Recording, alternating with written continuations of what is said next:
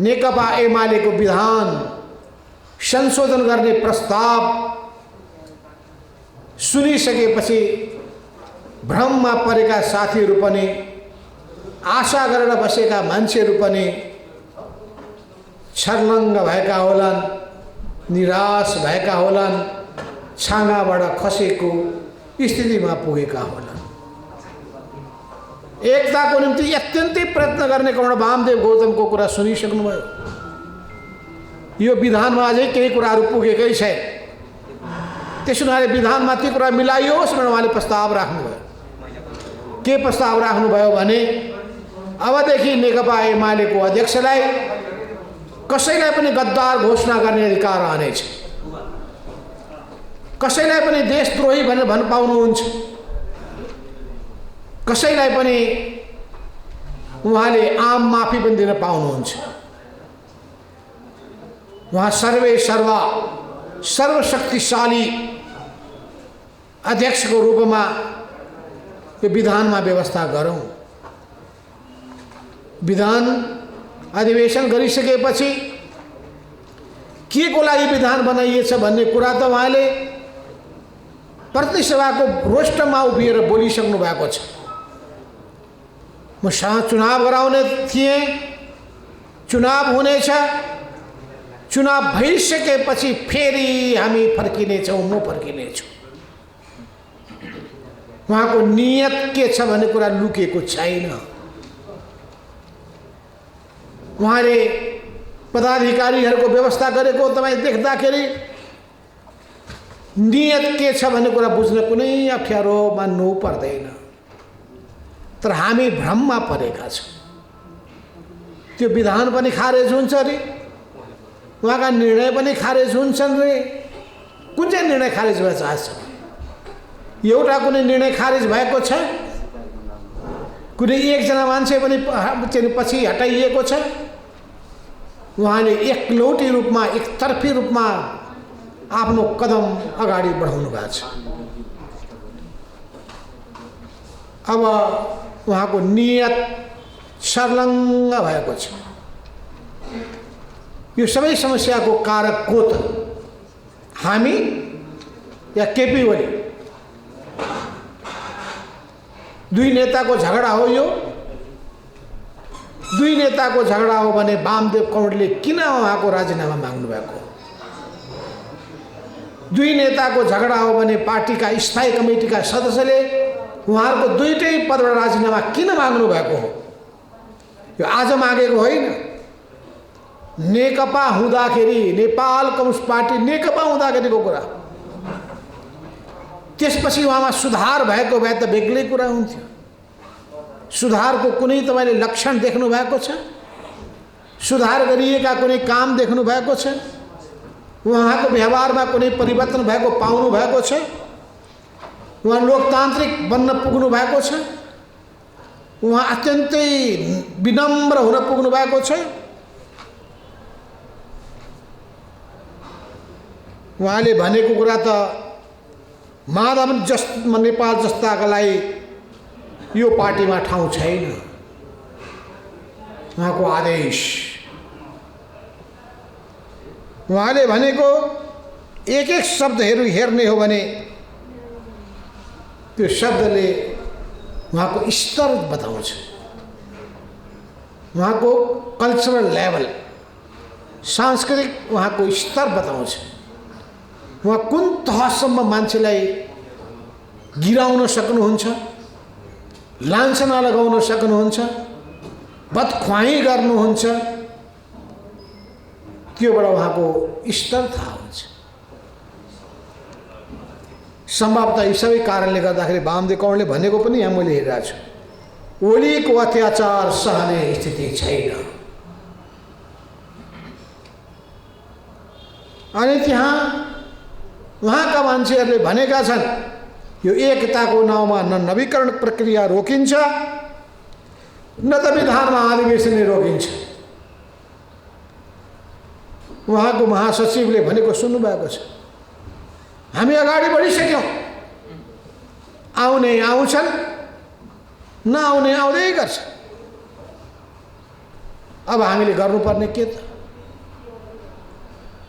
लुरुक्क परेर जाने हो, शिर निहुराएर जाने हो, टाङमुनि छिर्ने हो, समर्पण गर्ने हो? होइन, किनभने हामी पार्टीको क्रान्तिकारीकरणको निम्ति लडिरहेका छौँ। पार्टीलाई क्रान्तिकारी दिशामा लिएर जानका लागि मार्क्सवाद, लेनिनवाद, जनताको बहुदलीय जनवादको मूल्य र मान्यतालाई आत्मसात गरेर पार्टीलाई त्यही हिसाबले रूपान्तरण गरेर अघि बढ्न चाहन्छु। जनताको बहुदलीय जनवादले के भन्छ? जनताको बहुदलीय जनवादले लोकतन्त्रको अभ्यास गर भन्छ, कार्यकर्ताहरूको कुरा सुन भन्छ, पार्टीमा जनवादको अभ्यास गर भन्छ, गल्ती कमजोरीलाई स्वीकार गर भन्छ, जनताको पीडा र वेदनालाई बुझ भन्छ, जनताले के भन्छन् त्यो सुन भन्छ, आफ्ना नीतिहरू, आफ्ना विचारहरूको परीक्षण व्यवहारमा गर भन्छ। व्यवहारमा ठिक साबित भएको छ, दृढताका साथ अगाडि बढ्नुपर्छ। व्यवहारमा त्रुटि भएको छ, सच्याउन तयार हुनुपर्छ। कम्युनिस्टहरूको त्यही चरित्र होइन र? कम्युनिस्टहरूको उद्देश्य के? जनसेवा। उनको दृष्टिकोण के? सर्वहारा वर्गीय दृष्टिकोण। उनको मान्यता के? देश को मर्यादा को रक्षा, नेपाली स्वाभिमान प्रति गौरवबोध, विदेशी को सामु झुक्ने होइन, आत्मसमर्पण गर्ने होइन, लम्पसारवादी नीति लिने होइन, असुहाउँदो र दिलो काम गर्ने होइन। उनीहरूको मान्यतै रहेको छ कि संविधान र कानुनको सम्मान गर्ने, विधि को पालना गर्ने। केपी ओलीजीले नेपालको संविधानको पालना गर्नुभएको छ, नैतिक मूल्य र मान्यताको पालना गर्नुभएको छ। नेपालको संविधानको उहाँले पालना गर्नुभएको हो भने संविधानको व्याख्याताको, संविधानको अन्तिम व्याख्याता संवैधानिक अदालत, सर्वोच्च अदालतको संवैधानिक अदालत र संविधान लेख्ने व्यक्तिहरूले कुन उद्देश्यले संविधान लेखेका थिए त्यसको रेकर्ड छ भने, अभिलेख छ भने, लिखत छ भने त्यो लिखत हामीले सुनेका छैनौँ। आजसम्मको अनुभवको आधारमा हामीले अपनाएको यो बहुदलीय प्रणालीमा, हामीले अपनाएको यो संसदीय प्रणालीमा जे दोष देखिएका छन् त्यो देव दोषलाई घटाउन, न्यूनीकरण गर्न र सुधार्न हामीले यो संविधान बनाएका अनुभवको आधारमा। यो अनुभवले के बतायो भने यो प्रत्येक वर्ष दिनमा चुनावमा जाने तरिका गलत हो। एउटा पार्टीले बहुमत ल्याउन सकेन भने त्यस्तो अवस्थामा संयुक्त सरकारको अभ्यास गर्ने हो। कुनै पार्टीले बहुमत त ल्यायो तर कुनै कारणले त्यो सरकार चल्न सकेन भने विकल्पमा जाने कुराको प्रत्याभूति हो। कुनै कारणले त्यो पार्टी बहुमतले बहुमत गुमायो भने अर्को विकल्प छुन्जेलसम्म संसदले अर्को सरकारको चुनाव गर्ने हो। त्यही होइन? त्यसो हुनाले संविधानको धारा 76 को 1 राखिएको छ, संविधानको धाराको 76 को 2 राखिएको छ, संविधानको धारा 76 को 3, 4 हुँदै हुँदै 5 राखेर 6 र 7 मा गएर त्यो विषयको टुङ्गो लगाइएको छ। 1 नम्बर उपधारा 1 ले बहुमतको सरकारको प्रत्याभूति गरेको छ। दुई नम्बरले दुई वा भन्दा दुई पार्टीहरूले मिलेर संयुक्त सरकारको परिकल्पना गरेको छ। त्यसपछि संविधानको धारा 4ले संसदमा भएका सबभन्दा ठुलो दलको हातमा सरकारको जिम्मेवारी सुम्पिने कुरा गरेको छ। अनि त्यो पनि भएन भने अनि कुनै सदस्यले बहुमत सदस्यको विश्वास जित्यो भने उसको नेतृत्वमा सरकार बनाउने कुरा लेखेको छ। र त्यो सदस्यले पनि त्यहाँ विश्वासको मत जित्न सकेन भने त्यसपछि चुनावमा जाने बाटो खोलिदिएको छ। अर्थात् प्रतिनिधि सभाले प्रधानमन्त्री दिनै सकेन भने प्रधानमन्त्री बिना सरकार बिना त देश रहँदैन। त्यस्तो अवस्थामा चुनावमा जाओ भनिदिएको छ। तर केपी ओलीले पहिले उहाँले दुई धारा उपधारा 2 अन्तर्गत चुनाव बनाउन सरकार बनाउनु भयो। पछि नेकपा एमाले र माओवादीको एकता भइसकेपछि धारा 1 लागू हुन पुग्यो। माओवादीले विश्वासको मत फिर्ता लिने बित्तिकै 2 अन्तर्गतको सरकार बनाउनु भयो। त्यसपछि उहाँले 2 अन्तर्गतको सरकारले विश्वासको मत लिन सकेन। उहाँहरूको सङ्ख्या घटेर 93 भयो। यस बीचमा पार्टीमा ठुलो समस्या खडा भएको थियो। ठुलो समस्या कसको कारणले खडा भयो? केपी ओलीजीको कारणले खडा भएको होइन। किनभने दुईटा पार्टीको एकताको निम्ति पहल गर्ने मान्छे उहाँ नै हो। अहिले प्रश्न के हुँदैछ भने उहाँको उद्देश्य भनेको माओवादी पार्टीलाई भर्याङ बनाउने, पिठ्युमा चढेर 2/3 डन्डा चलाउने, राज्यका सबै संयन्त्रलाई आफ्नो मुठीमा नियन्त्रणमा लिने, पार्टीमा पनि आफ्नो एकल वर्चस्व, सरकारमा पनि एकल वर्चस्व कायम गर्ने उहाँको नियत रहेछ भन्ने कुरा त पछिका घटनाक्रमले प्रष्ट पार्यो। सम्झौता गर्नुभयो उहाँले माओवादी पार्टीका नेता प्रचण्ड कमरेडसँग कि यो सिङ्गो अवधिमा आधा कार्यकाल तपाईँ प्रधानमन्त्री बन्नुहोस्, आधा कार्यकाल भनेको फेरि प्रचण्डलाई दिनुहोस् भनेर दुईटा नेताको हस्ताक्षर पनि भयो। त्यसमा जनार्दन शर्मा र विष्णु पौडेलको पनि हस्ताक्षर छ। हस्ताक्षरको कागज हामीलाई थाहा थिएन, गोप्य रूपमा गरिएको रहेछ र पार्टीको अध्यक्षको बारेमा पनि लेखिएको छ, आलो पालो नेतृत्व गर्ने लेखिएको छ। तर नेकपा हुँदासम्म कहिले पनि प्रचण्ड र केपीको बीचमा आलो पालो हुँदै भयो। प्रचण्डले अध्यक्षता त्यतिखेर मात्रै गर्ने स्थिति बन्यो जतिखेर केपी ओली उपस्थित नहुने। दोस्रो त्यो अवस्थामा मात्रै बन्यो जब उहाँले कार्यकारी अधिकार प्रचण्डलाई दिन्छु भनेको अवस्थामा त्यो एउटा बैठकमा भयो।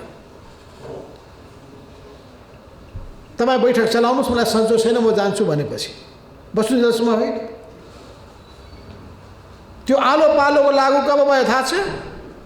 जब केपी ओलीले पुस 5 गते 77 सालको पुस 5 गते प्रतिसभा विघटन गर्नुभयो। उहाँले 5 गते विघटन गर्नुभयो।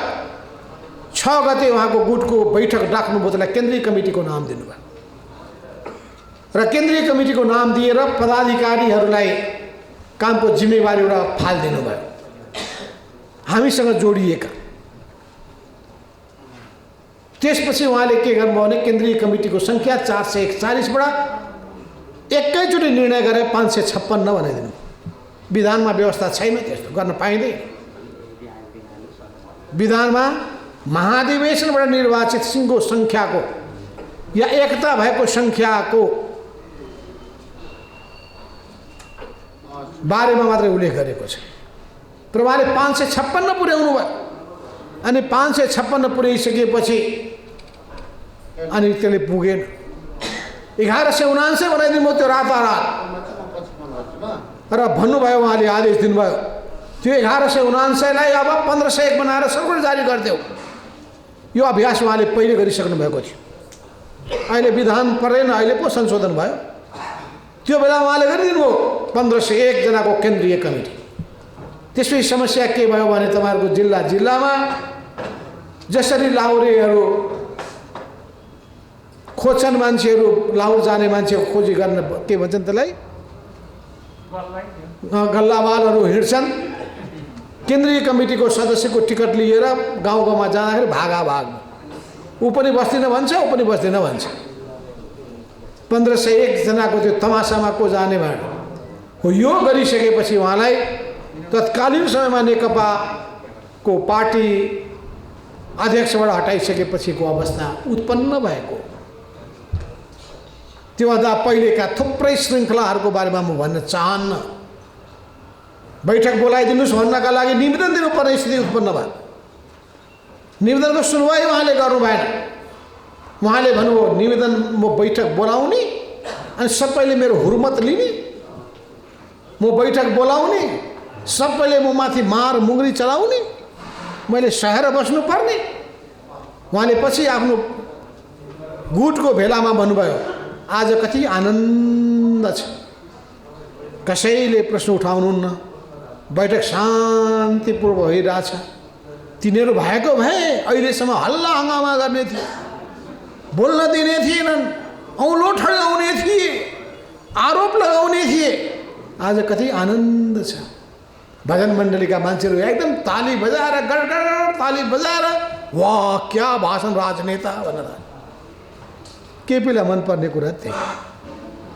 वास्तवमा हामीले नेताको पार्टी बनाउन खोजेको होइन, विचारको पार्टी बनाउन खोजेको हो, विधिमा चल्ने पार्टी बनाउन चाहेको हो।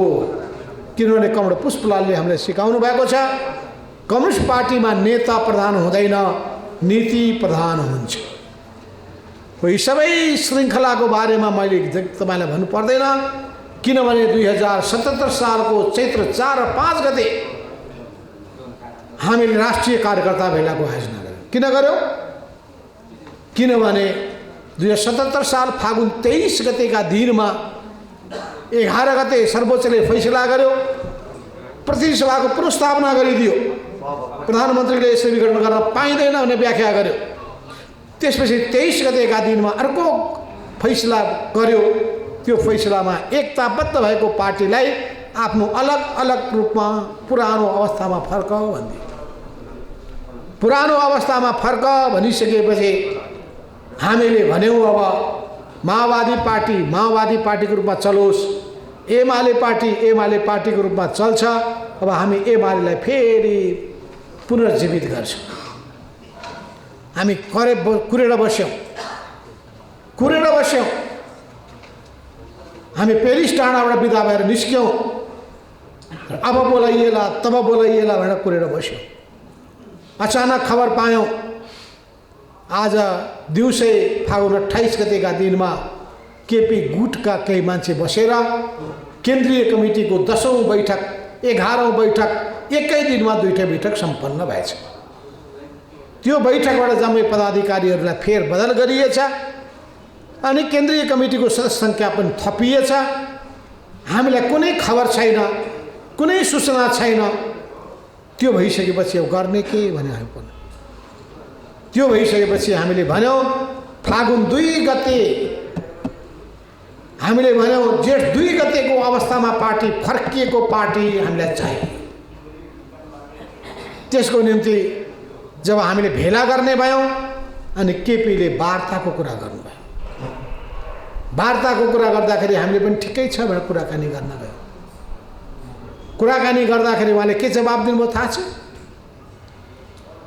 तपाईहरुलाई खबर त गरेको हो, तपाईहरुको मोबाइल बिग्रेको होला, त्यसैले खबर पुगेन। सबैको मोबाइल बिग्रिन्छ, तपाईहरुले को ध्यान गएन छ। अब 7 गते मैले बैठक बोलाउँदैछु, मैले टेलिभिजनबाट भनिदिएको छु सबैलाई थाहा हुने गरी 7 गते म 12औं बैठक बोलाउँदैछु। 12औं बैठकमा आऊ कि हामी 10औं बैठक 11औं बैठक बस्नुपर्ने 12औं बैठकमा जाने मान्छे हौ।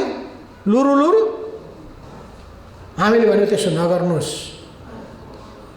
मेरो 3 गते चिया पान कार्यक्रम हुँदैछ, त्यहाँ आउनुहोस् बालुवाटारमा। हामी के चिया खान नपाएको मान्छे हौ। अनि उहाँले भन्नुभयो मैले फागुन 28 गते जे निर्णय गरेको छु केपी ओली एउटा निर्णय गरिसकेपछि पछाडि फर्किने मान्छे होइन। मन छ आउनुहोस्, मन छैन भने जानुहोस्, खाए खा नखाए घिच। अब हामी घिच्ने कुरा त्यो हो। त्यसपछि हामीले भन्यौँ ल सुरुमा के प्रचार गरियो भने कति छन् यी मान्छेहरूसँग, माधव नेपाल झलनाथ खनालसँग कति छन् मान्छे, 200 आउलान् कि 200। खबर पुगेछ 200 त एउटै जिल्लाबाट पो आउँदैछन् भनिसकेपछि आत्तिनु भएको छ। आत्तिएर गरेको त्यो चैत्रको 2 गतेको वार्ता हो भनेपछि उहाँको माइन्डसेट, मनस्थिति कस्तो रहेछ भन्ने कुरा बुझिन्छ। अहङ्कार, दम्भ, मैले मैमत्त भएको मनस्थिति। त्यो मनस्थिति घट्यो कि भन्ने कुराहरू गर्ने हो भने घटेको त सधैँ छैन। उहाँले लगाएका आरोपहरू, बोलेका शब्दहरू ख्याल गर्ने हो भने सबै सीमा नागिसक्नु छ। घरभित्र दाजुभाइको बिचमा यदि त्यस्तो शब्द प्रयोग गर्यो भने त्यो घरमा दाजुभाइहरू छुट्टी भिन्न हुन्छ। श्रीमान श्रीमतीलाई त्यस्तो शब्दको प्रयोग गर्यो भने डिभोर्स हुन्छ। त्यस्तो शब्दको प्रयोग भने गद्दार, देशद्रोही, अनुशासनहीन, अत्यन्तै काम नलाग्ने मान्छे। हैसियत के माधव नेपालको के छ हैसियत? प्रचण्डको कारिन्दा के शब्दको प्रयोग भएको छैन। तपाईँ आफै भन्नुहोस् त, मान्छेको स्वाभिमान भन्दा ठुलो कुनै कुरा हुन्छ? मान्छे किन राजनीतिमा लाग्छन् त? समाज सेवामा किन लाग्छन् त? मान्छे समाजमा किन बाँच्छन् त? अपमानित भएर। समाजमा विद्यमान अपमानको प्रणालीलाई समाप्त पार्नका लागेका छौँ हामी। महिलामाथिको विभेद वा अपमान होस्, दलितमाथिको विभेद वा अपमान होस्, गरिबहरूमाथिको विभेद वा अपमान होस्, विभिन्न समुदायमाथिको विभेद वा अपमान होस्, त्यसका विरुद्धमा विद्रोहको शङ्ख बजाउँदै हामी कम्युनिस्टहरू सङ्घर्षको मैदानमा उत्रेका, राजनीतिको यात्रामा अगाडि बढेका। यस्तो बनेकोमा के केपी ओलीमा कुनै पश्चातापको बोध छ अहिलेसम्म? हामी प्रतीक्षा गरिरहेका छौँ केपी ओलीले कुनै पश्चाताप गर्नुहुन्छ कि। हामीले कति कमलो हेर्दैका छौँ भने अब सुध्रिएलान्, अब सुध्रिएलान्, अब त घैँटोमा घाम लाग्ला, अब त त्यो बालुवाबाट तोरी पेले जस्तै पेल्दाखेरि तेल निस्केला कि भन्यो। त्यो बालुवा पनि कस्तो सुक्खा रहेछ भने तेलको थोपा पनि निकाल्दैन। हेर्नुहोस्, वामदेवकरणले तेल पेलेको पेलेकै तेल, बालुवा पेलेको पेलेकै गर्नुभयो, तेलै निस्केन।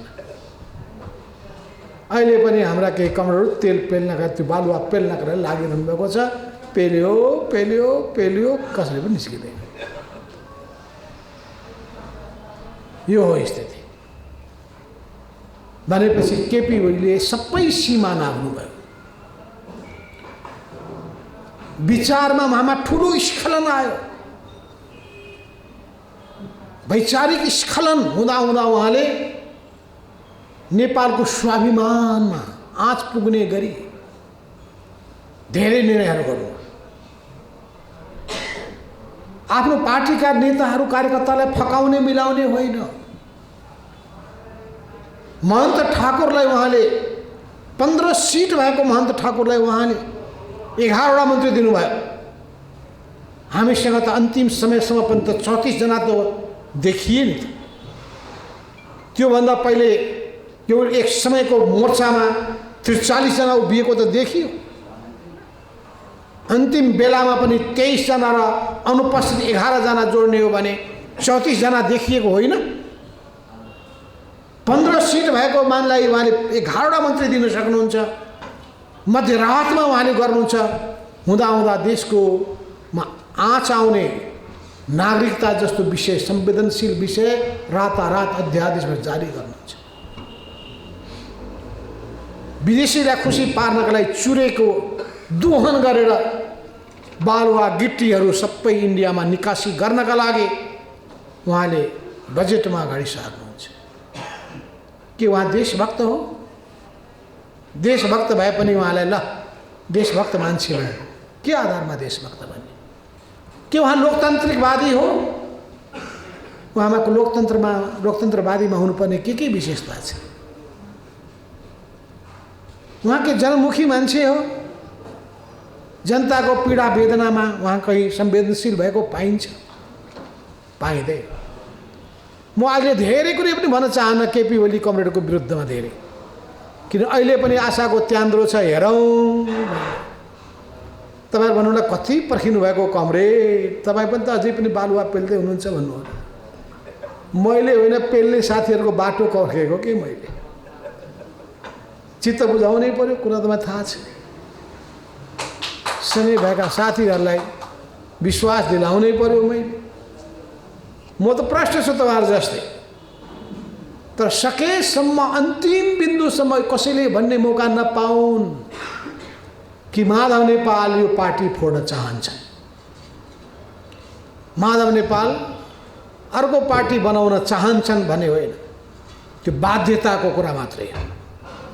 त्यस हुनाले अहिले हिजो मात्रै पनि अष्टलक्ष्मी साक्य कमरेडले बागमती प्रदेशको पार्टी कमिटीको भेलामा भन्नुभयो प्रष्ट रूपमा कि अब सबै ठाउँमा कमिटीलाई हामी पनि समानान्तर कमिटी बनाउने कामलाई तीव्र गतिका साथ लिएर जाउँ, प्रदेशभरि लिएर जाउँ।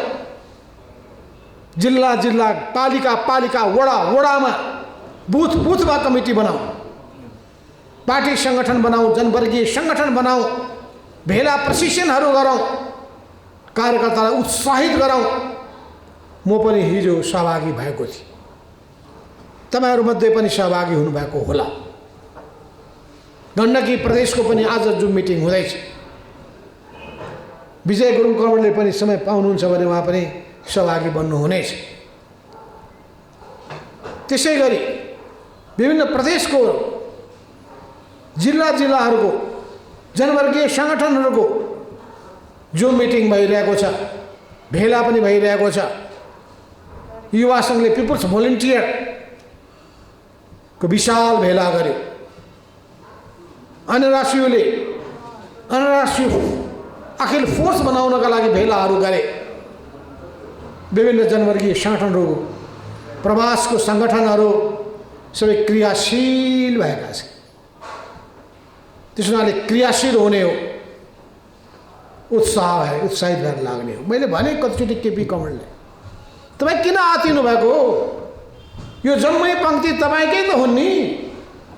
तपाईँ अध्यक्ष भएपछि तपाईँ सबैको गार्जियन होइन? तपाईँले बिना भेदभाव सबैलाई समेटै हुँदैन। मेरो पक्षमा भए पनि, तपाईँको पक्षमा भए पनि, कुनै अर्को नेताको पक्षमा भए पनि त्यो त एमालेकै सम्पत्ति हो नि। सबैलाई समान व्यवहार गरे हुँदैन।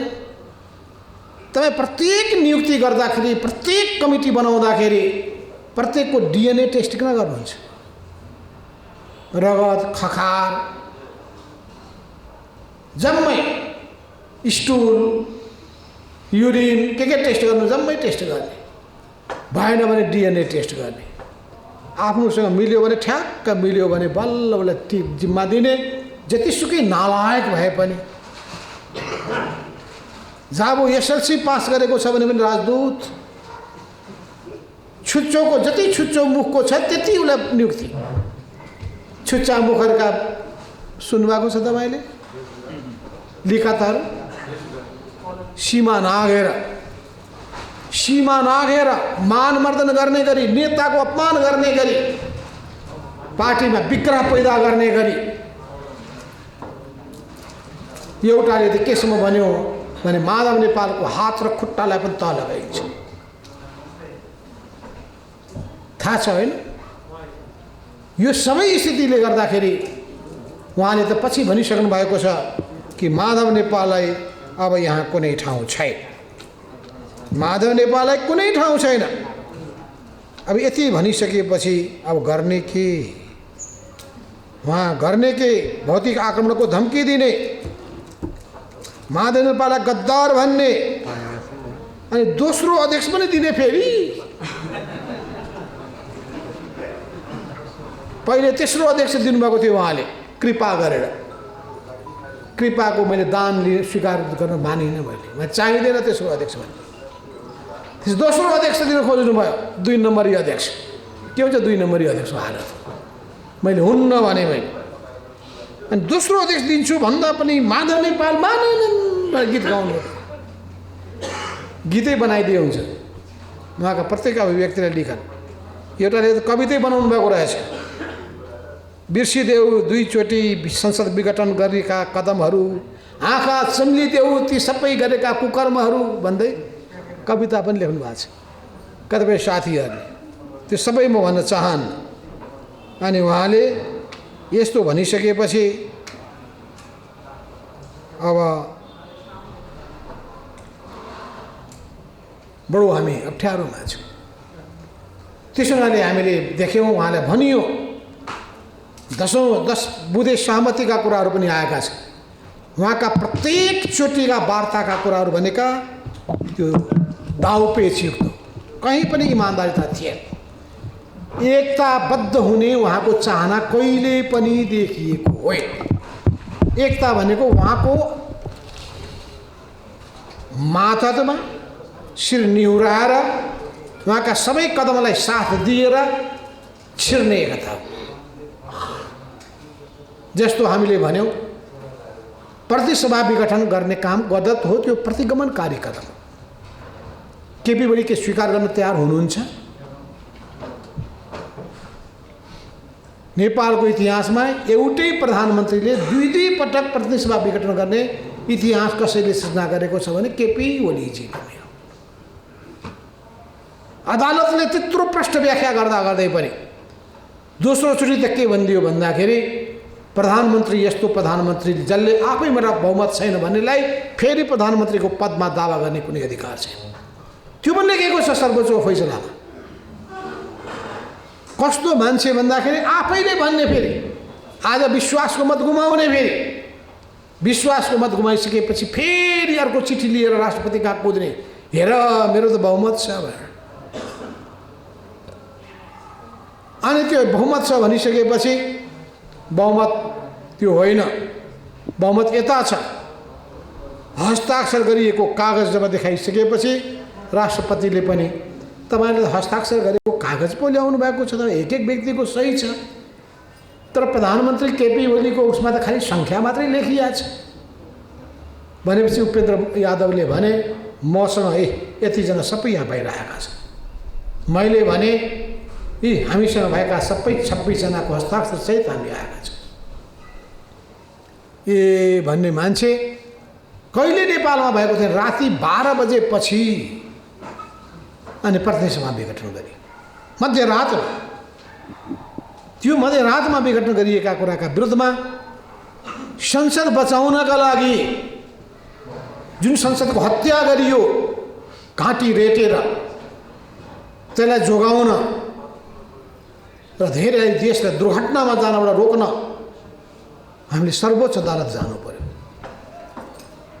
सर्वोच्च अदालतमा जाँदाखेरि सशरीर हामी त्यहाँ गएर भन्यौँ हामी यहाँ उभिएका छौँ, हेर्नुहोस् नागरिकताको प्रमाणपत्र, यो नागरिकतामा भएको फोटो र यो मान्छेको फोटो एउटै हो भने विश्वास छैन भने ल्याप्चे लगाइदिन्छौँ हामी। यो औँठाको सबै थोक परिवर्तन हुन्छ, तर यो औँठाको थाहा छ किन यो चाहिन्छ भन्दाखेरि मान्छेको अनुहार पनि फेर्दो रहेछ, तर यो औँठामा भएको जुन हो त्यो चाहिँ सबभन्दा प्रमाणिक ठानिन्छ।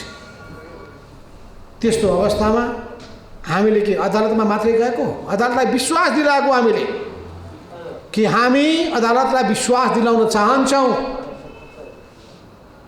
कि शेरबहादुर प्रधानलाई हामीले प्रधानमन्त्रीमा 76-5 अन्तर्गतको प्रधानमन्त्रीमा समर्थन गर्न आएका छौँ। जब त्यो आइसकेपछि त्यो अदालतले बनाएको प्रधानमन्त्री ठहरिन्छ, सांसदले बनाएको प्रधानमन्त्री ठहरिन्छ हो कि होइन भन्ने कुराको टेस्ट भनेको फेरि संसदमै हुन्छ। संसदमा जब भोटिङ भयो त्यो बेलामा हामीले भोट नखसालेको भए हामीले अदालतको मानहानि गरेको ठहरिने थिएन। दुनियाँमा हामीले मुख देखाएर हिँड्न सक्ने स्थिति बन्थ्यो। एमालेका 23 जना सदस्यहरूले संसद जोगाउनका लागि आफू पनि संसद भङ्ग भएपछि भङ्ग भएको स्थिति हिम्मत गरेर बिउतिनका लागि, प्रतिशतवाद बिउताउनका लागि आँट गर्यौं।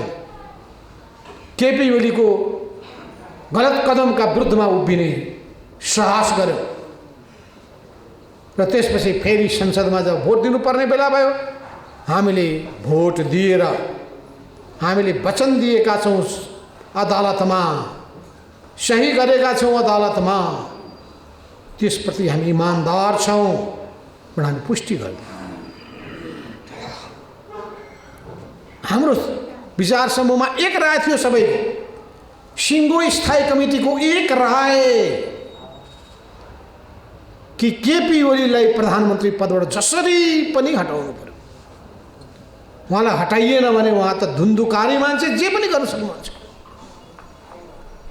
सङ्कटकाल लगाइदिन सक्ने मान्छे।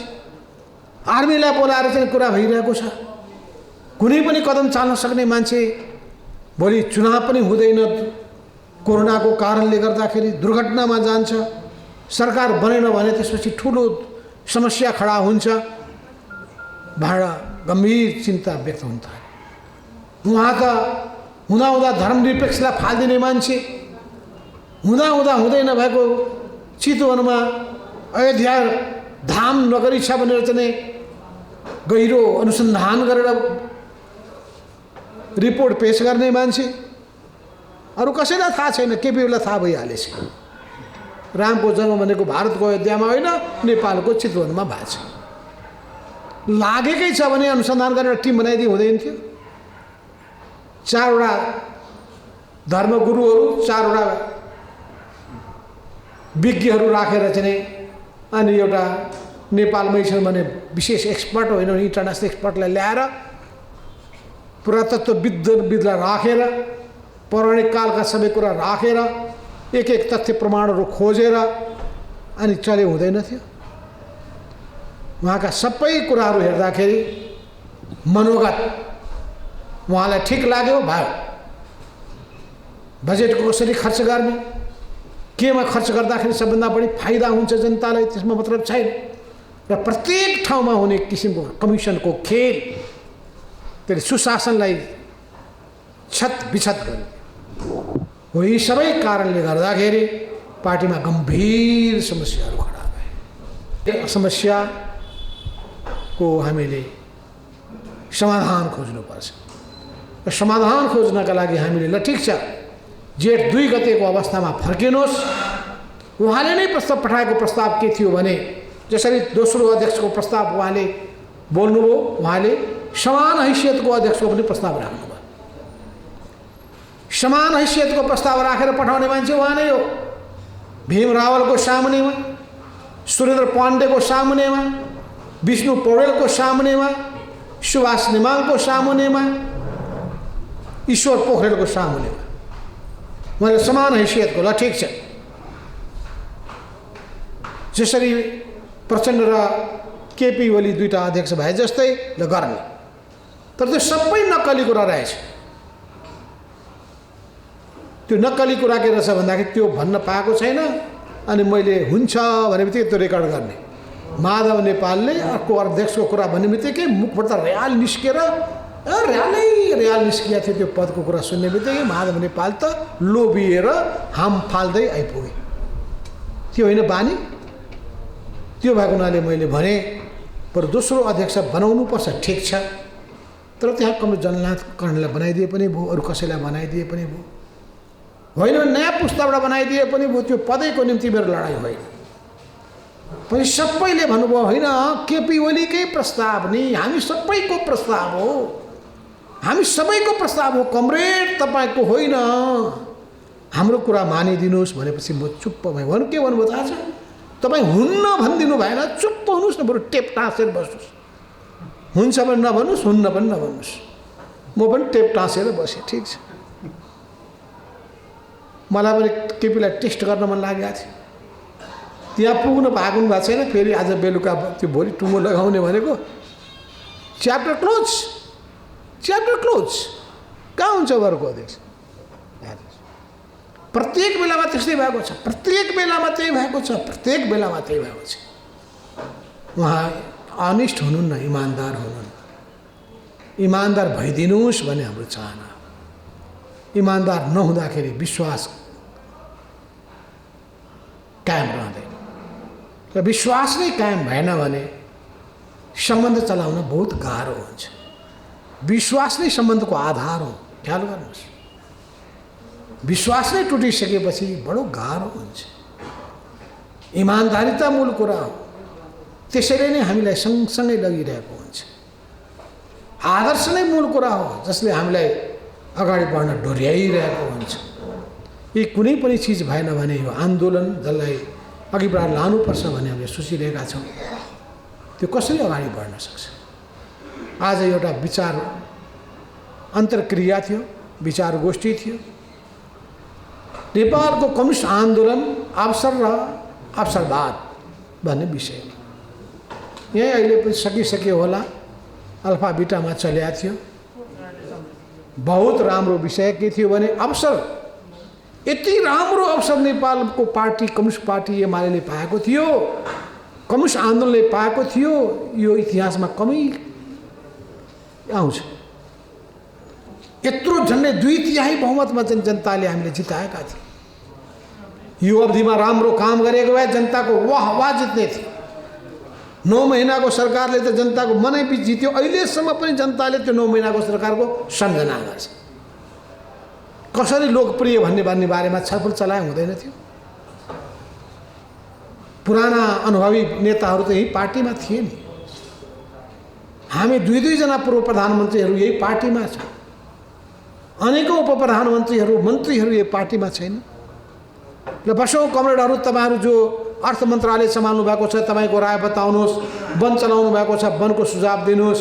सरकारमा बस्नु भएको छ सरकारको बारेमा राय दिनुहोस्।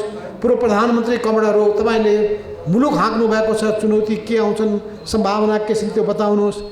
अर्थविदहरूलाई बोलाएर, अर्थशास्त्रीहरूलाई बोलाएर तपाईँहरूको राय के छ भनेर सोधे हुँदैन थियो।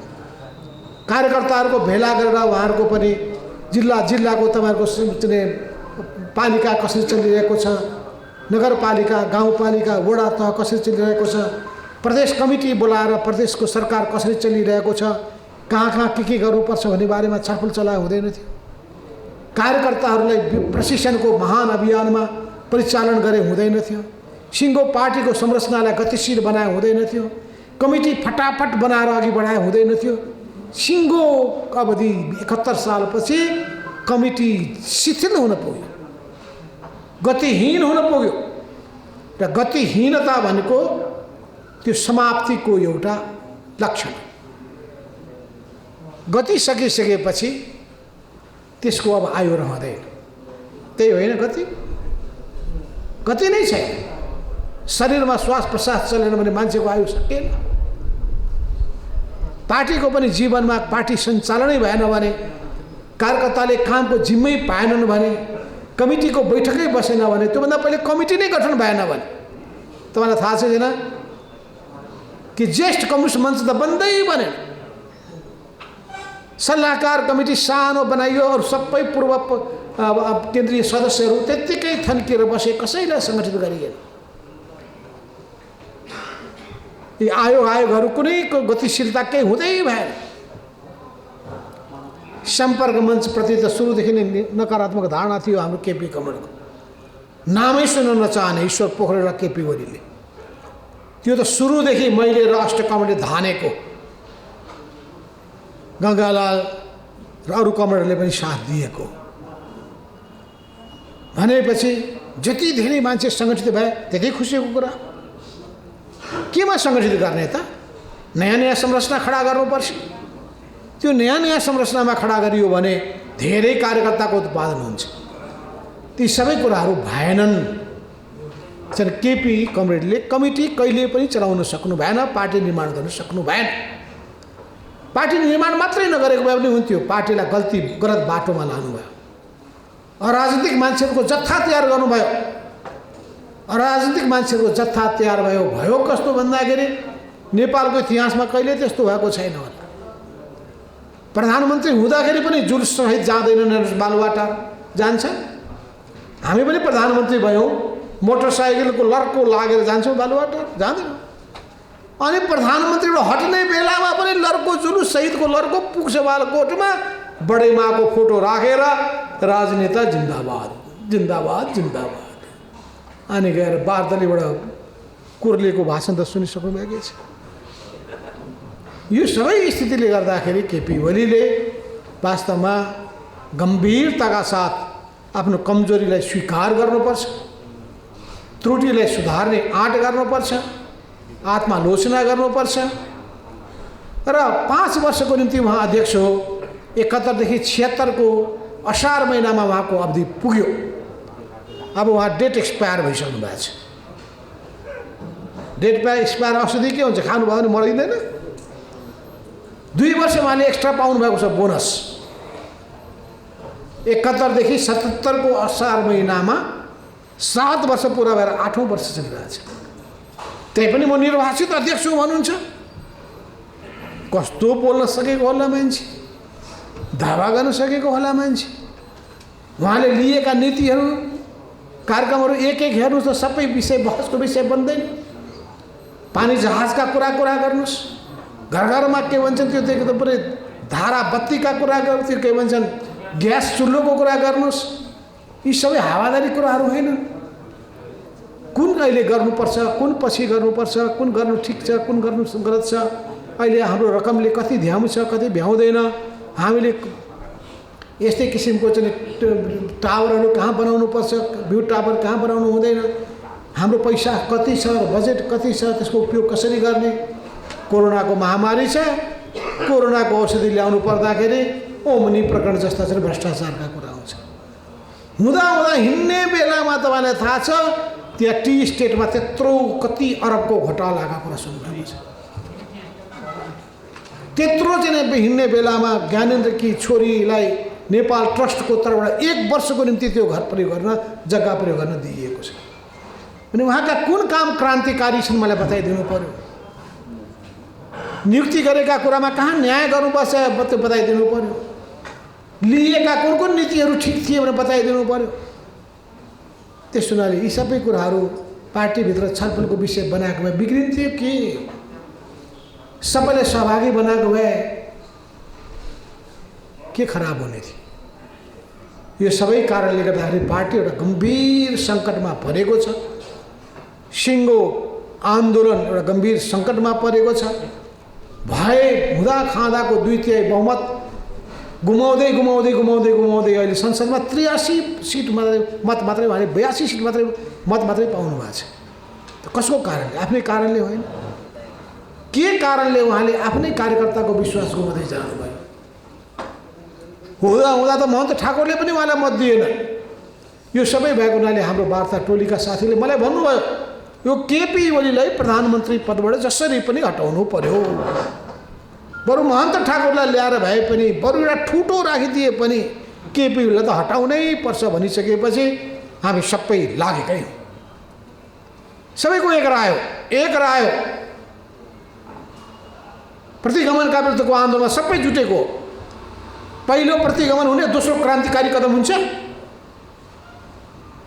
पहिलो सर्वोच्चको फैसला ठिक हुने, दोस्रो गलत हुन्छ।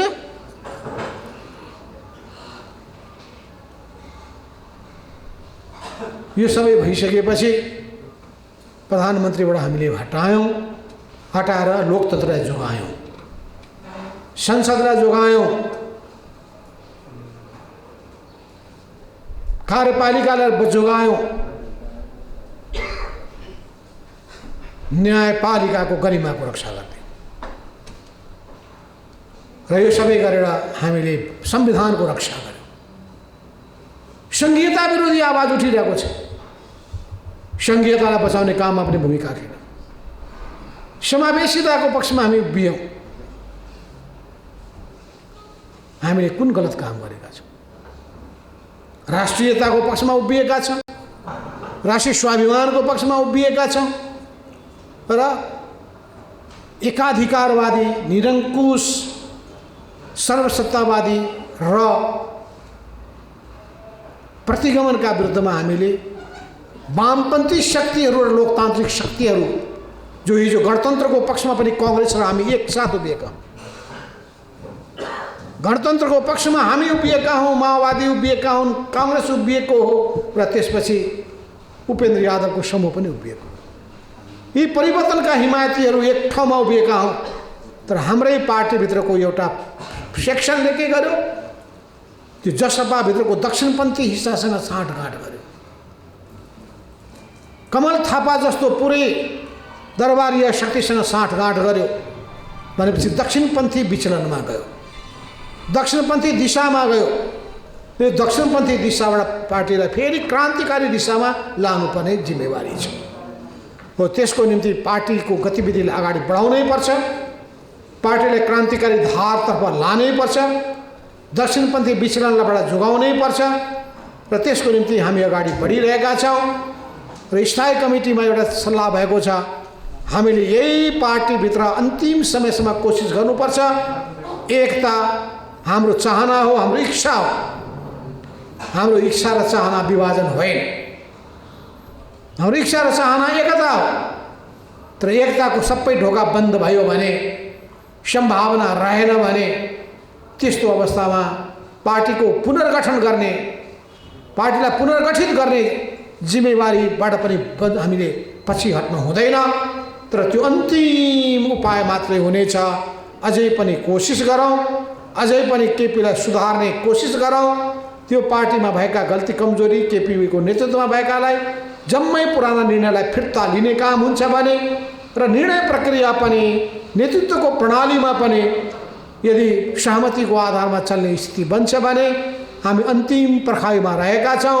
यो पुरै साउन महिना, भदौ महिना, कति महिनासम्म हामी गर्ने हो कि अहिले हतार किन छैन भने चुनाव अझै 1.5 वर्ष बाँकी छ। यदि साउनको 3 गते शेरबहादुरले विश्वासको मत पाउन नसकेको भए त्यही दिन प्रतिसभा भङ्ग हुने थियो, त्यही दिन देश चुनावमा जाने थियो। र त्यो साउनको 6 महिना भनेको माघ महिनामा चुनाव गर्नै पर्थ्यो। माघको जाडोमा अनि कोरोनाको बिचमा चुनाव हुन सक्थ्यो कि सक्दैन थियो। कोरोना बोकेर हामी जानु पर्थ्यो। त्यसपछि टिकटको कारणले गर्दाखेरि पार्टीभित्र निर्णय प्रक्रियाको कारणले गर्दा तुरुन्तै पार्टी फुट्ने थियो। साउनको 3 गतेपछि 4 गते पार्टी फुट्ने नै थियो। त्यो पार्टी फुट्नबाट जोगियो विघटन नभएको कारणले। अहिले पनि हामीसँग समय 1.5 वर्षको समय बाँकी छ। तर 1.5 वर्षको समय बाँकी हुँदाहुँदै पनि अब यहाँ कुरा के छ भन्दाखेरि यत्रो मेहनत गरेर हामीले यो सरकार ल्याउने अनि सरकारको जम्मै ठाउँमा नियुक्ति केपी ओलीले त विरोध गर्ने भइहाल्नु हो। अनि यो सरकारलाई गर्न दिने, देशभरिका जम्मै नियुक्तिहरूदेखि लिएर कुराहरूमा गर्ने के। तर हामीले रोकेका छैनौँ है सरकारको बारेमा। हामीले भनेका छौँ कि तपाईँहरू सरकार बनाउँदै गर्नुहोस्, मन्त्री बनाउँदै गर्नुहोस्। अहिले हामी पठाउन सक्दैन किन हाम्रै टुङ्गो छैन कि हामी छुट्टै भइदिएको बेला भनिदिन्थ्यो होला फल्ला फल्ला मन्त्री। केही साथीहरू त हामी जान्छौँ ल भनेर झन्डै दाम्रो छोडालेर तयार पनि हुनुहुन्थ्यो। अब दाम्रो छोडालेर मैले के गर्न सक्छु र? आफ्नैलाई त रोक्न सकिएको छैन, अरू कसैलाई कसरी रोक्नु? त्यो अवस्थामा त्यही पनि मैले भनेको कुरालाई मान्नु भएको छ। अहिले नै दाम्रो नछोडाल्नु होला मैले भनिरहेको छु। अहिले अन्तिम कोसिस गर्न दिनुहोस्, केही पनि फरक पर्दैन। त्यो मन्त्री ठुलो कुरो होइन, विचार ठुलो कुरा हो, पद ठुलो कुरो होइन, हाम्रो नीति ठुलो कुरा हो। विचार र नीति लिएर सही अडान लिएर अगाडि बढ्नुपर्छ। त्यसको निम्ति हामी अझै पनि अन्तिम प्रतीक्षामा छौँ। अझै पनि कोसिस जारी छ। हाम्रो कोसिस गर्ने कमरेडले अझै सक्नुहुन्छ कि मन परिवर्तन गर्नका लागि? तपाईँहरूमध्ये पनि बागमती प्रदेशको कोही हुनुहुन्छ जादु ठुन जान्नेहरू, मान्छेको मनहरू परिवर्तन गर्न सक्ने मनोवैज्ञानिकहरू, त्यस्तो कोही हुनुहुन्छ भने आउनु होला, जानु होला। बालकोट पुगेर पनि हुन्छ, बाटैमा बसेर पनि हुन्छ, कुनै मन्दिरमा भाकल गरे पनि हुन्छ। होइन थापाथली त छँदैछ अन्तिम ठाउँ। त्यो सबै गरेर के हुनसक्छ, मान्छेको मनलाई बदलिदिनुहोस्, राम्रो होस्।